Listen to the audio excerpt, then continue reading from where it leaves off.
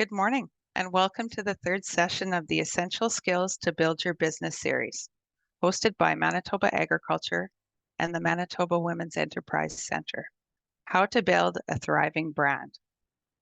My name is Annette Allen. I am a business development specialist with the value-added branch of Manitoba Agriculture. I would like to start this webinar with our land acknowledgement.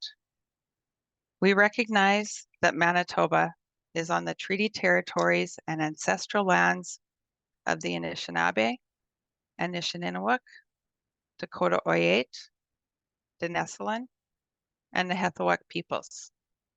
We acknowledge Manitoba is located on the homeland of the Red River Métis.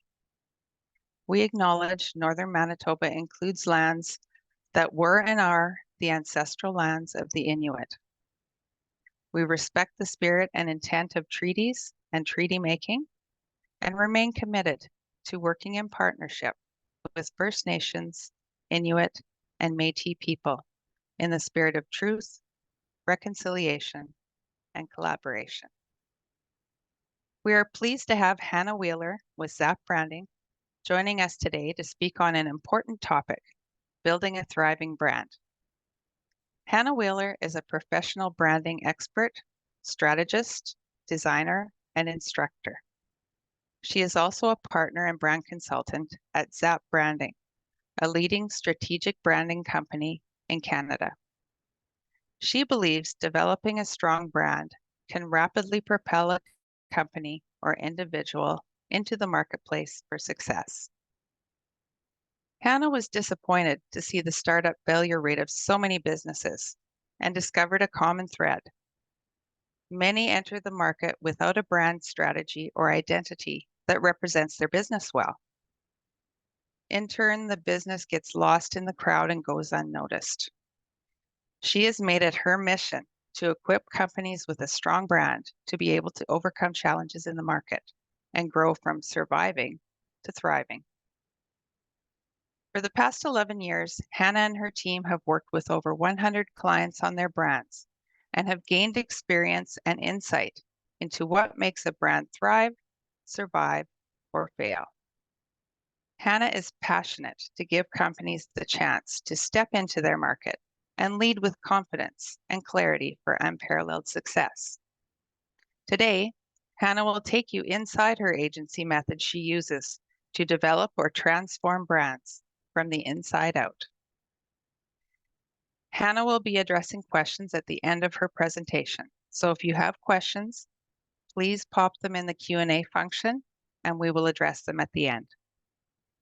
Welcome, Hannah. Thank you, Annette. Thank you everyone for having me. Just going to share my screen so everyone can see. So today we're going to go through the Thriving Brand Workshop. This workshop is something that we do inside of our agency for all of our branding clients, as well as we train the Thriving Brand program for clients as well.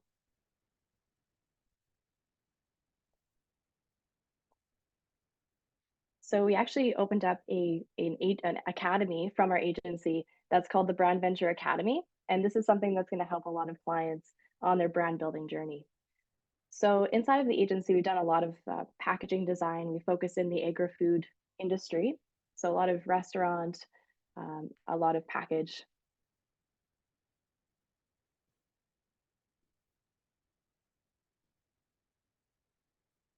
So the Thriving Brand Roadmap, it starts off with the brand strategy, and then the brand system is next. Third is the brand growth, and fourth is brand accelerator.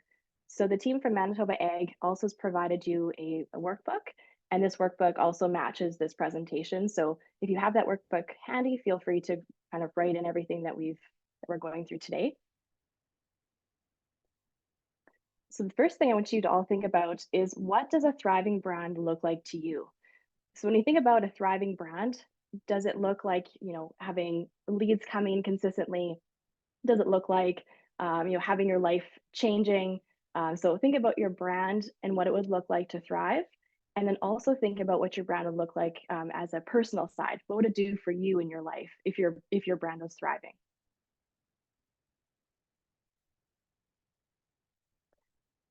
So the next here is the brand report. This is something that was sent out as well, but this report is essentially everything to do with that thriving brand roadmap. And you're going to be getting a score in each of the four components there. And then once you get a score, you're going to put that score into the workbook as we go through.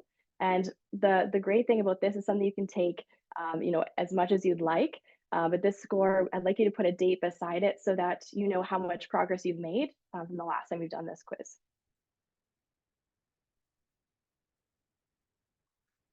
So when you're thinking about your brand, a brand is something we look to in nature. So when you think about nature, and you think about a thriving garden, a thriving forest, it's always flowing, it's growing, it's adapting, it's thriving. So when you have that adaptation, when there's challenges that arise inside of even in nature, it's just like our brand. We go through challenges. We want to make sure that we get to the point of thriving. It's something that is regenerative. It keeps going and is sustainable. And so these principles apply to our brands. So it's important to look to nature to see kind of how those systems have been set up. So the goal of this workshop is to gain clarity about your brand and the next steps needed to grow. So we know that everybody is in different journeys. They're at a different spot. Some people are just starting their brand. Maybe they haven't even started yet. Others are, have had this amazing product or a company, and then they've decided to adapt or rebrand. Others are at the next stage of, hey, we have everything built and we're really excited to get growing and get going on our social media and content creation. And then others already have that going and are ready to accelerate their journey. So they're really ready to increase those leads, increase those sales. And so no matter where you're at in your brand building journey, these principles apply.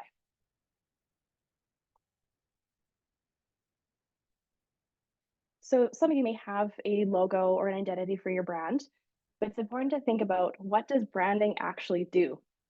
So branding is essentially all about the connections that we have with our audience, with the people that we've made this brand for.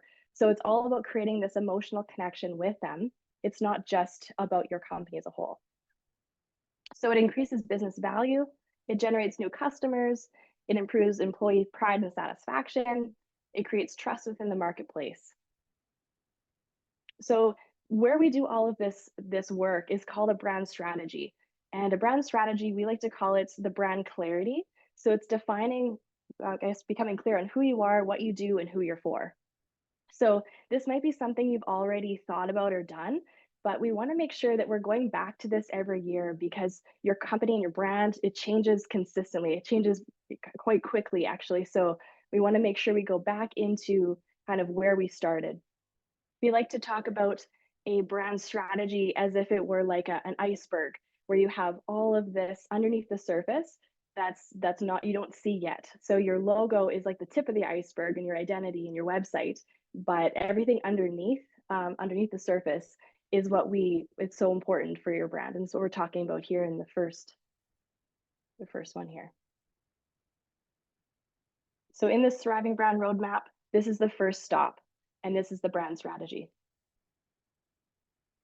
So this brand strategy is that holistic roadmap. It's approach behind how a brand shows up to its customers and potential customers.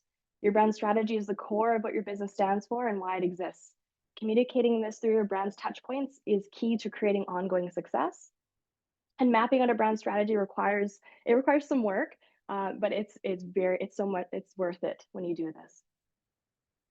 It's consistent effort and constant tweaks. You keep making changes to it as you learn and grow your business. The results from this is it builds that loyalty, improves customer satisfaction, and then increases your revenue.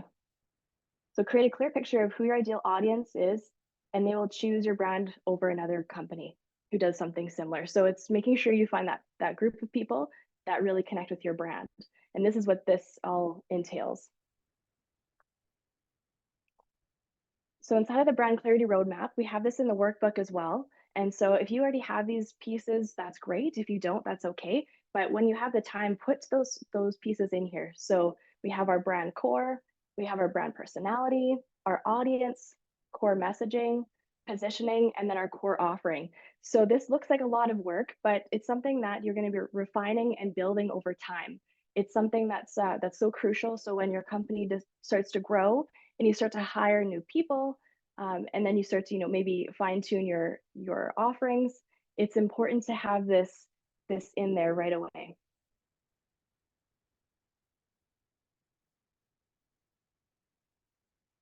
So the first step is your brand core. The brand core is like the trees of a ring, or the rings of a tree, and it starts off in the center, which is your purpose. This is the purpose of your company. This is why you exist. The next ring is your vision. This is what we aim to achieve. The third is your mission. How, so this is the how. So how you achieve your vision. And then the values is what we stand for and how we behave. And the last one is positioning your company. So this is how you're different from your competition and what makes you unique.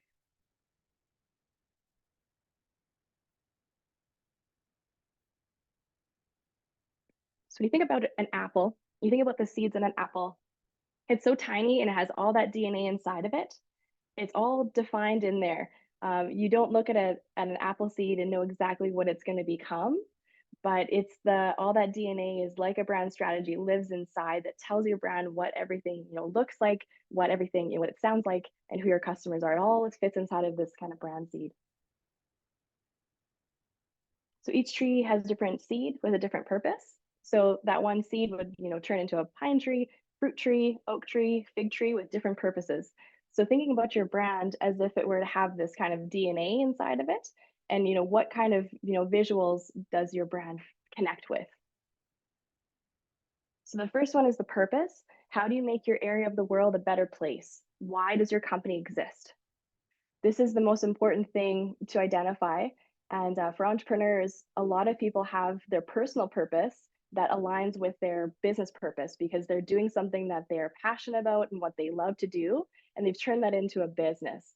And that is what fuels a lot of the passion for the company. Also, is sometimes a challenge because you put so much into your company, and sometimes it's also very emotional, and you want to separate the two. So it does build a stronger brand because you're so passionate, but also it can be something where you're almost too passionate that you could overwork yourself and those types of things. So just being cautious of those types of areas in business, but it's amazing that you sometimes have those two together. An example we like to use is Patagonia.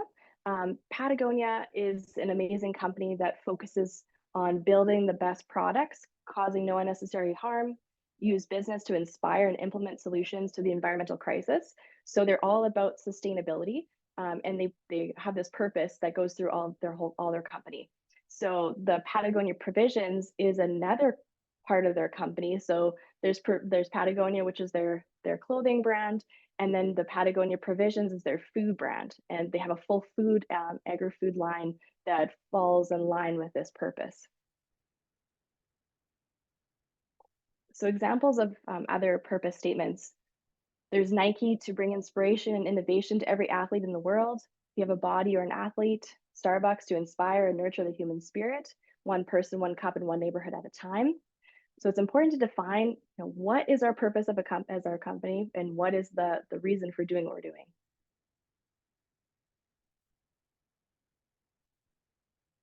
The next is, what do you believe and what do you value? Knowing your values helps you identify how you're similar to the people you want to attract. So what drives your company? What are you passionate about? Because you'll also connect and you'll relate to people who want to work with you. So if you're doing a campaign that's trying to get more employees that are like-minded to your company and work with you, it's important to also speak that same language to them.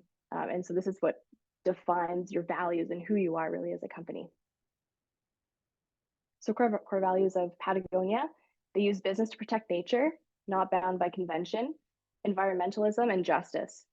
So what are those things that are your core values as a company? There aren't like the core values you see, other companies where they put them on their wall and they leave them.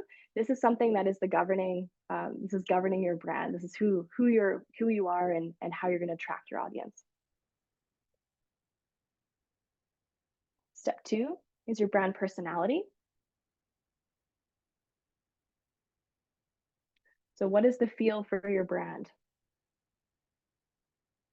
For example, for Patagonia, their personality is an activist spirit that promotes adventure, exploration, self discovery, and of course, respect for the environment. This is their Provisions brand. So Patagonia, when I first saw this, I saw that the food side of it, I was kind of confused because it was so different than their outdoor clothing company. But as I started to kind of look through it, it has the same culture, so the same people that actually purchase their clothing brand also are very passionate about this brand as well, and because it follows that same concept and that same purpose and core values. So building a community around your brand is crucial for that success, and it all relates to your core values and why you exist. So how we define, how do we create this kind of a personality in a brand? Is going through something called the brand archetype. So it's just a fancy way of talking about your brand's personality. And maybe you already have a personality. This might just help you refine it down, but it's a design way of bringing that personality to everybody, and so everyone understands what kind of personality you have and then who you're connecting with. So in this wheel, we have the four different quadrants. So we have the exploring spirituality, the leaving a legacy, the pursuit of connection, and then the providing of structure. And so your brand can be only two archetypes, one primary and one secondary. And so you could have just one, or you could have two. And we do have a quiz that helps you kind of answer questions to tell you which area your brand is in. So when you take this quiz, make sure you're taking it from the perspective of your brand, not necessarily the perspective of you as the entrepreneur.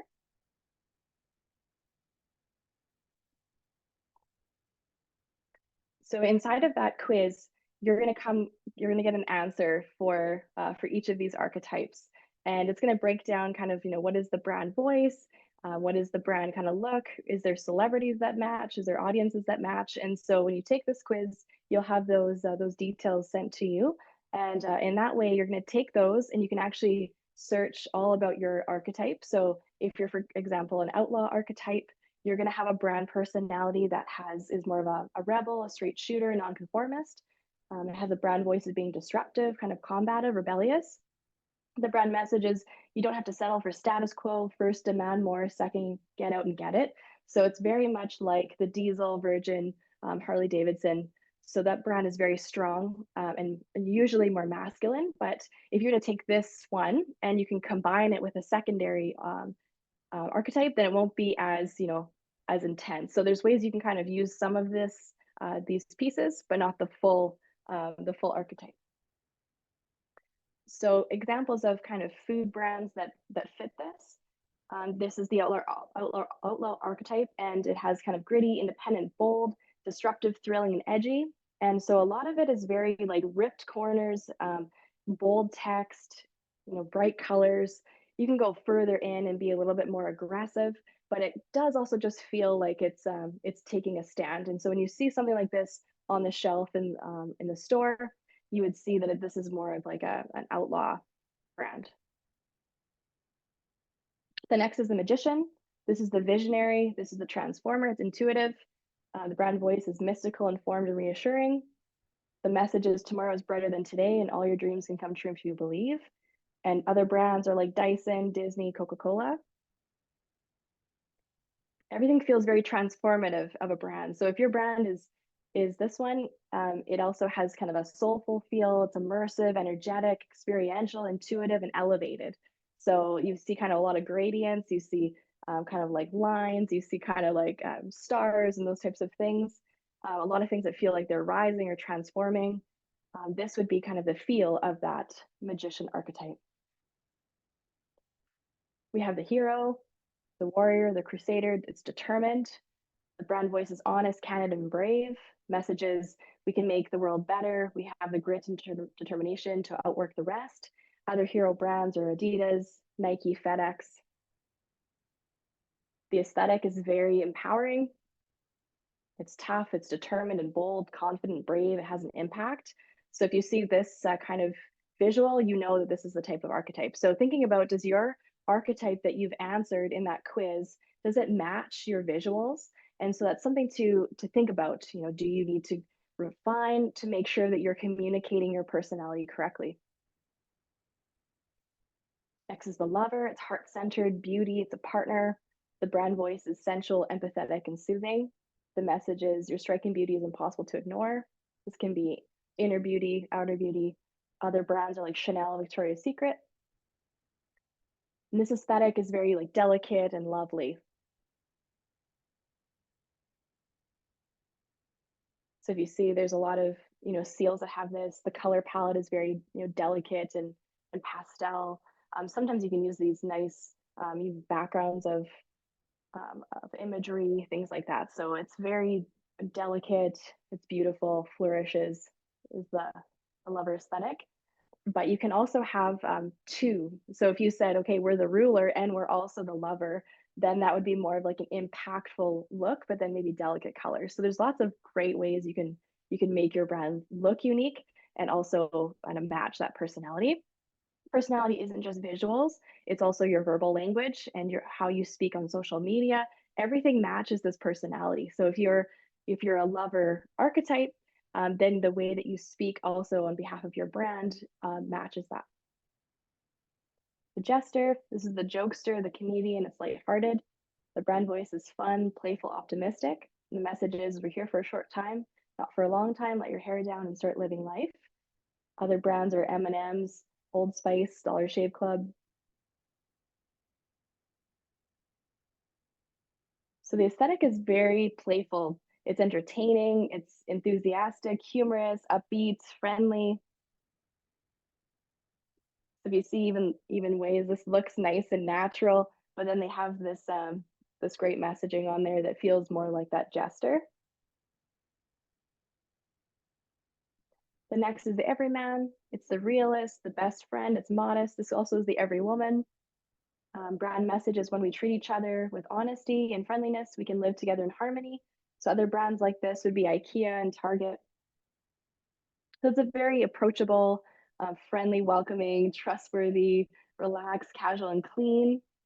So everything is very friendly in this brand. A lot of companies have, say, like the hero archetype, and then they have this as their secondary. So a lot of times they have the everyman as that secondary archetype so they can be more friendly and approachable. The next is the caregiver. This is that advocate. It's very compassionate. The brand voice is caring, warm, and reassuring. The brand message is everyone deserves care and we must all strive to bestow service upon one another.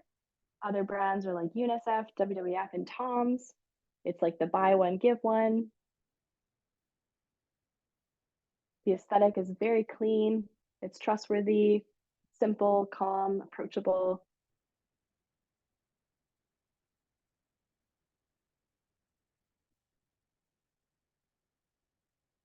The next is the ruler. This one is that aristocrat, the royal, the executive. It's commanding, refined, and articulate. The brand message is you are successful in work and in life. Reward your excellence and your achievements. Other brands like this are Louis Vuitton, Mercedes-Benz, and Rolex. And it's a very professional aesthetic. It's confident, mature, simple, elevated, and powerful. A lot of dark colors. The next is the creator, artistic, skilled, imaginative. Brand voice is inspiring, daring, provocative. The brand message is we see potential everywhere and uncover originality with liberated imagination. And other brands are Lego, Apple, and Adobe. So this is very hand done feeling. So it has that kind of like watercolor textures. So you feel like it's got some like what's called lino cuts up in here, different types of illustration styles. So it's not a geometric brand. It's something that feels very hand done.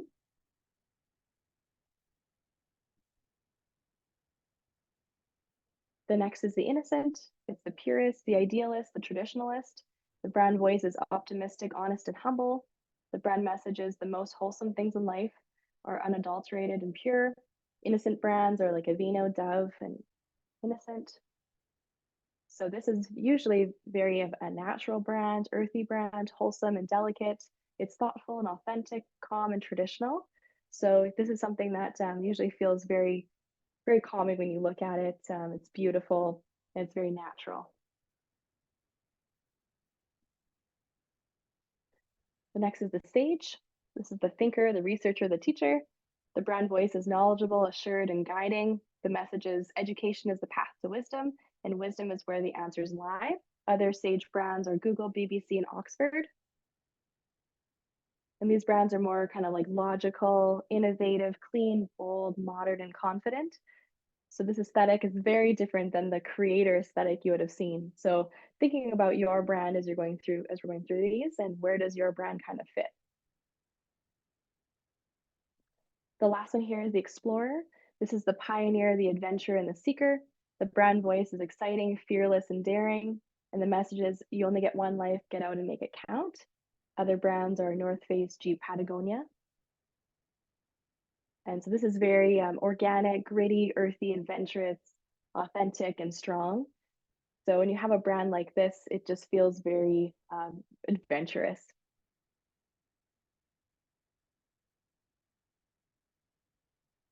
So that's a lot of a lot of archetypes we've gone through. But thinking about, does your brand fit into one category or does it fit into those two categories is something to really think about, because then your social media will take on its own feel. You know, your marketing will take on its own feel. Your pitch decks, your website, and everything will feel like this personality. And then when you have a brand that looks a certain way, it also attracts those people. So next here is thinking about your brand on a personality slider. This is something we do also for our brands to define, you know, how classic are they or how contemporary are they?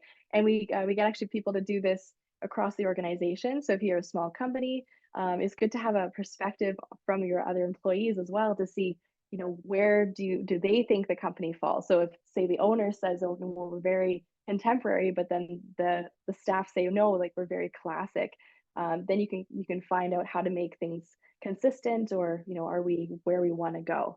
And so this is a great way to make sure everybody is aligned with your brand personality as you grow the company. This is also in your workbook as well. The next one is defining what are those 5 words that define your brand. And these are the personality words that can also be per archetype, but they could also just be per personality and feel of your brand. But this also goes into your messaging. So then, how do you talk about your brand? How does that go into taglines? How do you build on that concept of your brand? And this is where we start, is those 5 words.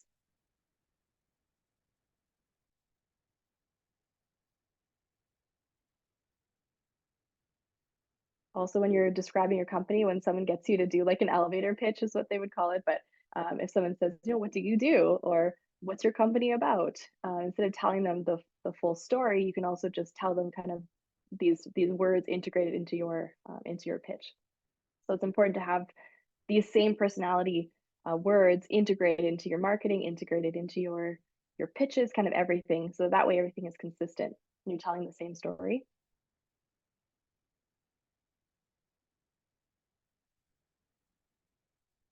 So after we defined 5 words, then we get into one word. So it's difficult to sum up your brand into one word, but we know this is so important, because then that way people actually start writing Google reviews that have that one word in the review. So you want people to make them feel a certain way. So how do you make people feel, and what is that one word? So an example that we've heard of before was a dentist, and this dentist wanted people to feel comfortable when they came to him, because he knew that everybody is terrified of the dentist. And so he wanted to have a massage therapist come in. So a massage therapist would come in and give people shoulder massages right before they would go into their appointment, and that way people would feel relaxed. And so he wanted people to feel relaxed and comfortable, and so he decided to make his word to be comfortable. And so people would actually write Google reviews after coming and getting their procedures done, saying, we felt so comfortable when we came. And so then that way, having that one word, it actually it actually made sense with his whole concept of his brand. So it wasn't just a marketing word, it was something he integrated into the experience of coming to his dentist. So think about what that word would be and how you want people to feel. So for Zap, we make people feel confident. And so what is your word? Next one is step 3, and this is your audience persona. So we also have a quiz for this too. You don't have to take the quiz, but with the quiz, you get a template as well that's in Canva that you're able to take that template and start to use that to build your own audience persona. Inside of that quiz, it just helps you to see, you know, what audience are we really for, who are we for mainly. So I want you to choose one audience to focus on. And then in marketing, you're going to do also many segments because your brand, it isn't just for one person, or it might be, but it could be for other segments as well. And so the marketing segments happen later. But for your brand, we want to focus on your audience as being one primary audience. So there's different audience personas. You know, when you think of your main audience, you want to think about, you know, who are they, and do you know that person? Have you worked with that person before? Are they a client of yours or customer? If you could kind of think about their personality traits, what would that be? So, you know, what are their demographics is just a fancy way of talking about, you know, the basics of their age, their marital status, their profession, where do they live, and then kind of their character. Are they kind of rebellious? And then we like to talk about, you know, their personalities. Are they introverts, extroverts, analytical, loyal, passionate? Kind of use those sliders.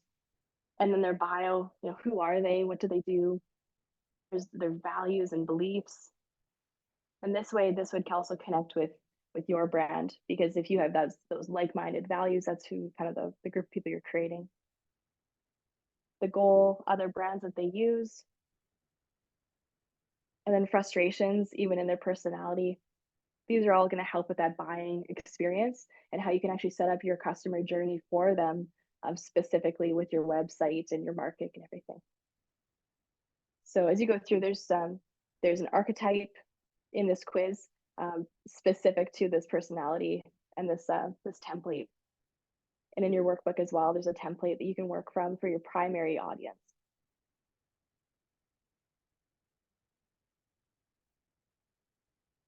These are just a few that we've created. We recommend going on Canva as well and creating this, just because it's so easy to create this. And then you can go and create other journeys as well.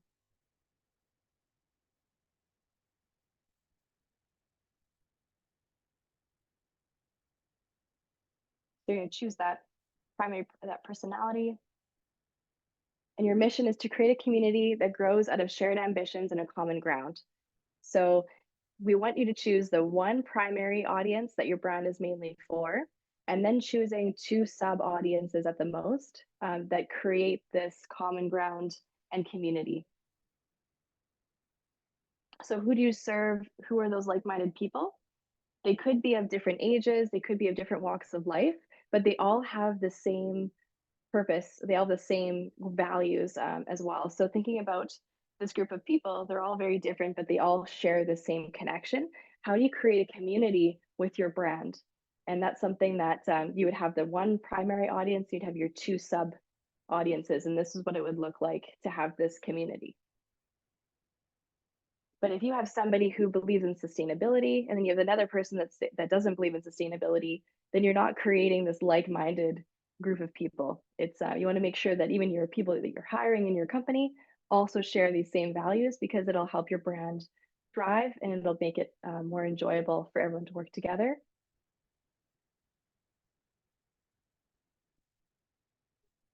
So once you've developed or kind of redeveloped your brand strategy, that's going to give a lot of momentum to the next steps. So once you've identified who that main audience is, maybe it's similar to who you've already been working for or working and targeting, but it's important to define, okay, now where do we go from here? And so you think about your brand next as the brand systems. This is kind of like that root system of that tree. That's kind of that under the ground. You don't see it but it's so important because it helps your company withstand those challenges. And so we want to make sure that that system is developed so that your business can start to really grow on top of it. So brand systems are a deep dive to establish the systems that will support your growth. And that's step two. And we have that also in that workbook.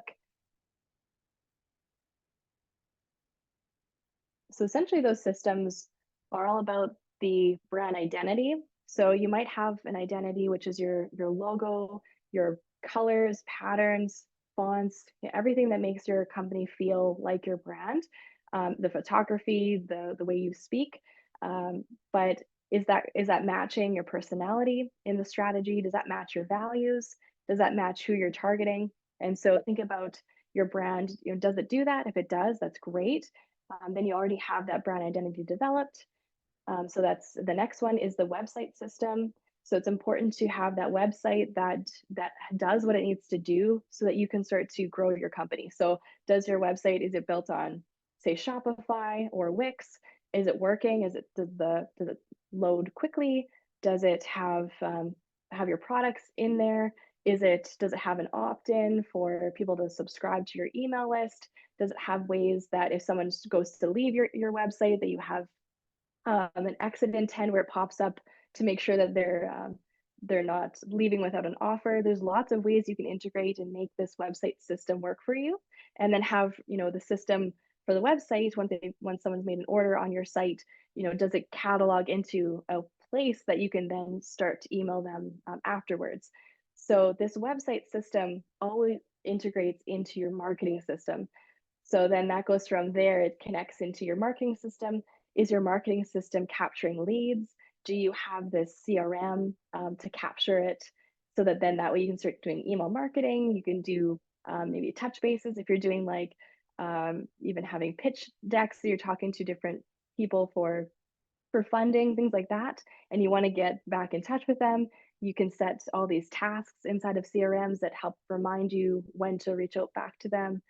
So it's a sales and marketing CRMs that connect with that website.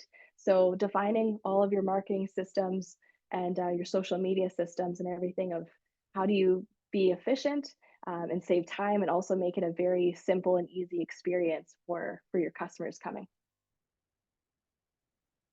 So Patagonia, they have this overall brand. Even their Patagonia Provisions food brands have the same feel. Like it feels like Patagonia, but you just have this feeling of the outdoors. It's not perfect. It feels kind of vintage, which is awesome. So inside of that brand systems roadmap, you'll see in here you have that workbook that has the operating system. So a lot of times it's good for a business to have kind of everything in one place. So as we've seen companies grow, they don't have everything in one place. They use maybe Monday.com for their marketing planning and scheduling for their team, but then they use HubSpot for their marketing, and then they have all these components. They're all kind of everywhere on a Google Drive somewhere, and so companies struggle to find that.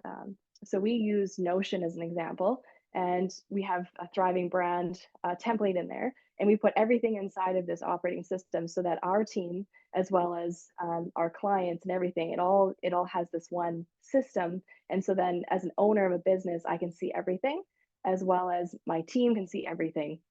And so if you have an operating system that has links to Canva, links to everything that you need in training, it's all kind of living in there, and it makes your life a lot easier. Passwords are another one. So if you have like a password vault, like a Bitwarden or something like that, then you can connect it in there so that your team also has all these passwords. I would say every company we've worked with, it's been a password problem. They can't get into social, they can't get into different things. And so it's great to set up something like a system for your operation. The next is the brand identity system. So that we talked about what includes in that system.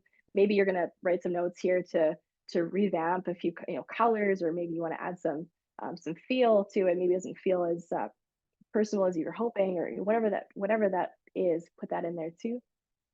And then the website system is what the platform is, integrations, upgrades that you need to integrate to help it speed up. And then the customer journey is all about, where does that customer come in and their awareness with your company, consideration, decision, experience and retention. So you want to work on that ideal client and bringing in that journey. The third is brand growth, and it's consistently nurturing your brand to see growth. And this is all about content marketing. This is your everything with content. So this is all of your social media, it's your email marketing, it's your blogging, it's YouTube, it's all of the pieces that you'd be doing consistently. But this is something you want to make sure that you're not going full tilt on, say, social media and creating blogs if you're not sure on your brand, maybe your system can't handle it yet. So you want to make sure that you're developing your brand strategy and your brand system before really going and doing all this content. So it's going to be a refinement process, but it'll make just creating content so much easier when you have all of your marketing systems already set up.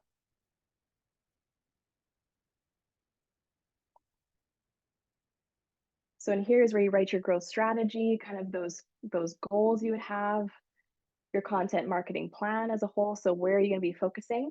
It's important to think about where that ideal client is, and that's where you want to be. So you're not going to go on every single channel if your audience isn't on every channel. So if they primarily are on, say, Instagram and Pinterest, then that's where you want to be. So you're going to put down your social media. You can get into kind of your topics that are your core topics, your pillars. Then getting into your email marketing, newsletters that happen weekly or monthly. What does that look like? Do you do promotional or seasonal? And then do you have kind of like email campaigns that go out that match different times of the year? And then in growth as well, search engine marketing. So search engine optimization on your website. You can add that onto your site to make sure that people are finding you when they're looking for you. So if they're searching for a specific product, maybe they're searching for jerky, bison jerky or something like that, that you are found right away. And this is search engine marketing is what gets you found right away, is to optimize that website, as well as to make sure you're highlighting those keywords that people search for into your site, as well as you can then start to purchase through Google for search engine marketing that way as well, and sponsor. The next is blog and kind of core topics, keywords. This also helps boost that credibility of your company, but also makes you found in different areas. So it's important to plant your brand in the right location in that proper ground. So even like a plant, you want to make sure that you're in the proper ground, which would be in kind of the right areas of social media where you are, and that's where you're going to grow the most. But if you're in all these different places, you're stretching yourself too thin and you're not able to really focus for that audience. Environment is everything. So the proper environment with like-minded people will always accelerate that growth. So there's some amazing videos done by Patagonia, and this is they did like a video, they did a movie series. There's a lot of really great things that really reinforce the brand as a whole and educate people about sustainability and regenerative farming, and that's how they bring in their products. And so it's a great way to tell stories. So I would recommend looking at the Patagonia YouTube channel, and that way you can see everything about who they are, and then how can you think about how to create your brand that has something that really anchors the brand concept.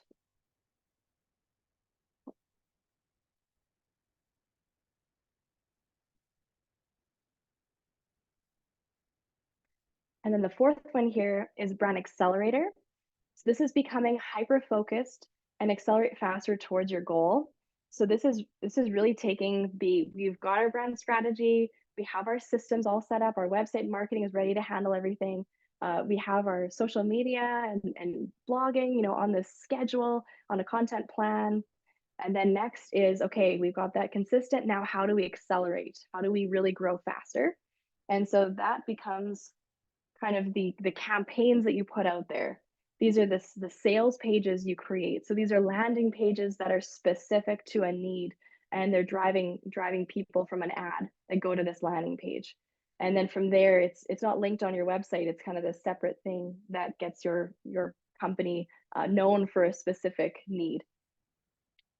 The next is strategic partnerships. So if you have any partnerships with other companies where you can actually grow together and utilize each other's traffic and each other's audiences that are like-minded. So think about how you can really expand your company in these areas once you have everything else set. So if you start doing, these sales pages are getting lots of leads in, but then the leads can't go into the website, can't go into your CRM, then it becomes challenging for everything to really work well. And then the customer experience and the journey isn't as great on the other end. And so making sure that you're doing each of these steps before going to the other. So these are some examples of campaigns that the Patagonia has done as well. But this is really like, don't buy this jacket. They're very about sustainability. And so they wanted people to actually go thrifting. If they can't find it, then they buy the jacket. So they are really putting forward the concept of sustainability and how can your brand have a greater concept behind it and driving people to something that they care about more than just the product itself. So in here, we've got these different accelerator strategies. We talk about funnels, lead magnets, kind of campaigns, and partnerships. So it's a lot all in one, but essentially it's giving your brand what it needs to grow, to create a brand nurture plan, a routine, and implement it. Consistency and is attainable, creating a routine. If you miss a watering, some leaves may dry up. So making sure you're consistent. And then you continue to prune things that aren't working to refine. So in a nutshell, that is the Thriving Brand Roadmap. And it's a lot to think about, but hopefully you've gotten a clear plan of where to go from here.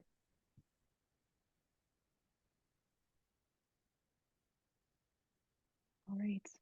Thank you, everyone. Excellent, Hannah. Thank you so much. And I do actually have a few questions here for you have come in. Great. So how many of your clients are in the food sector? And can you give specific examples of strong brands which you have helped clients develop? So we are 80% food and beverage, agri-food. And I would say quite a few in the different sectors. So one of them would be Vale Industries that we helped kind of refine for them to develop a brand. What makes them strong is that they're an older company, but they went in and rebranded and refocused themselves and focused on a primary audience. So once they got their primary audience defined, then the team inside started to grow from there. So they've grown, I think, 3 times since we've worked with them.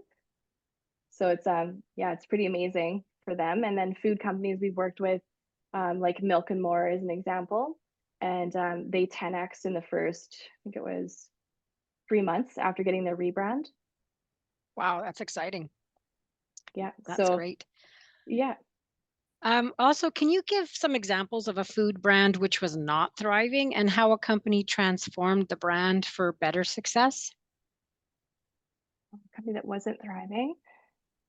I would say most of them come to us because they're not growing.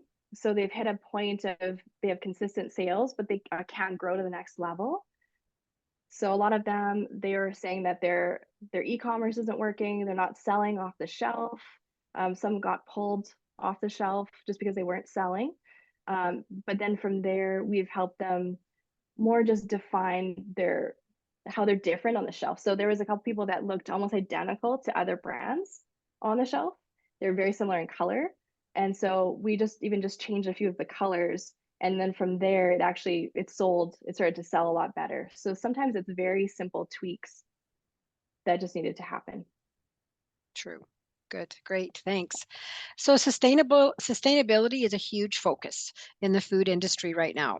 Can you share examples of food companies who are building sustainability into their brand? Mm-hmm. One is a farming community that has a bunch of different products. So it's honey to jerky, kind of everything. They have a flour mill, like everything is on there. But they're all about like teaching the next generations how to farm and do that sustainably. And they're actually trying to equip people that are not living in that community. They're actually creating more of an education place where people can actually learn how to do things themselves, how to make their own sourdough bread, how to do all these things using their flour. So it's a kind of an education platform is what they've been really doing, and they just started launching that. And so there's lots of ways that you can also bring the things that you're doing on your side of sustainability into people's lives daily. So it's how do you connect with them, and that would be the one of examples, I guess, of how you could do that. Excellent. Thank you. So, how can you leverage trends in the food industry to make your product more appealing? Mhm. So there are a lot of there's a lot of trends. So a lot of people think about sustainability and they would just kind of say, okay, yes, we're sustainable. Everyone is kind of saying that same word, but how do you make that come alive would be a big one. Trends, if you go and create your package to be completely on trend, you are then having to rebrand every year to 2 years. You're then going and redoing a package or redoing your products. So that way, we like to talk about there's certain trends in the market like design trends. You can adopt them if they match your brand. So you do want to continue even every 2 years to have an updated package so it stays fresh. But it's defining what kind of trends do you want to follow. So that would be my biggest advice is to not just do a trend like I don't know if you guys remember the hipster trend where everything was fine lines and nobody could read it. And then now the trend is very much bold text on a colored package. So if that matches your brand personality, then that trend works. But making sure that you're adopting trends that match your brand. Excellent. Thank you. What methods can you use to collect the customer feedback? That's a good question. You could have there's chatbots. You could have there's surveys that you can create that go out. There's ones like SurveyMonkey, things like that. You could do email marketing that asks for feedback after every purchase. So you can actually have, if it's an e-commerce website, you can have that as an automated response. You could do, there's, yeah, lots of ways that you can capture. You could do Excellent. focus groups. Yeah. Great, Yeah. great suggestions. So I'm not sure if you kind of answered this or not, but I'm going to ask it anyway. How do I find out where my ideal client target customer is so that I can build this into my brand? Do you have a prairie food example that you could share? Good question. Um, so a lot of companies start off with just guessing and then refining from there. If you if you have a client base already, do you have a your best customer? So if you already have a best customer that you know buys consistently from you, then I would start there. I would start with, why did they purchase? And I would ask questions. If you can talk to them one on one, it'd be great to create, an audience persona card that is them. So it could be actually and then that way you can attract more people like that. So you have more of this best customer. Excellent. Thank you. I have a quick one here for you as well. What is the cost to attend your Thriving Brand Guided Training Program? Oh, good question. So we have a workshop version that's 2,500, and then our full program is 10,000. Excellent. Good information. And a brand. So if you were to get a rebrand, those start at 25,000. So Excellent. a lot of companies can do that inside of the Thriving Brand program led. Okay. Yeah. So this kind of goes back to the other question regarding your target customer. What if you didn't have a customer and you're a startup? Oh, good question. So I'd like to think about your company if it's similar to another company. So are you similar to Patagonia Provisions? Is your brand similar to somebody else that's a bigger company that you can identify as a similar type of person to your who you want to attract? So you may not know that person yet, but there is a lot of common threads. So if you're targeting somebody who is very outdoorsy and adventurous, and your product, say it's jerky that's being there with them throughout their adventures of life, then you would talk about how do you target that person. So how does your brand how is it positioned in the market for that specific type of a person? So a lot of people are creating different products out of a need. What is that need, and who is that person that needs that? So is it a busy mom who's got a couple kids that is always on the go and your product is for her? Then you get to know that person, and if you can ask questions directly to that person to get to know them, so that you know who you're marketing to and what their challenges are and how your product is solving those problems. Great answer. Not sure if that helps. And with the variety of archetypes that you provided and different brand voices, it can also help you head in the right direction as well. Yes, just gets you started. Yeah. Yeah, for sure. Great information. All right, Annette, that's all I have for questions for today. So if you'd like to come back on, if I do and get any questions, I can certainly jump in.